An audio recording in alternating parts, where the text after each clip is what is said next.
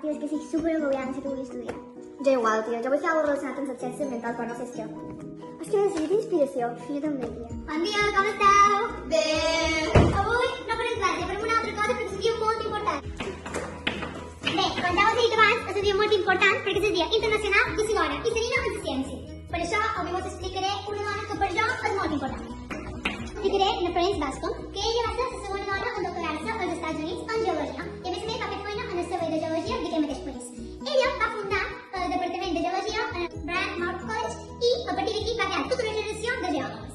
Adiós, Sofía, ya que te levantaste, pero explicarnos una hora que te de ciencia. Claro, os hablaré de lo que me ha inspirado la historia de cómo yo soy una Rosalía de Científica. És una biòloga i tecnòloga que s'ha especialitzat en els ecosistemes complexos i en la biodiversitat. El que fa és combinar la biotecnologia, la ecologia i la sostenibilitat per tenir un futur millor.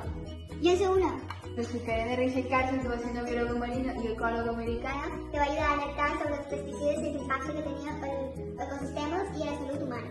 ¿Podrías saberlo? Neugina Carnay va ser una meteoròloga argentina que, a part de ser l'única dona del seu departament, va ser la primera dona en aconseguir un doctorat de meteorologia a CMI. En damunt va fer feina a la NASA i va desenvolupar un model global de clima que avui en dia s'emplea a tot el món.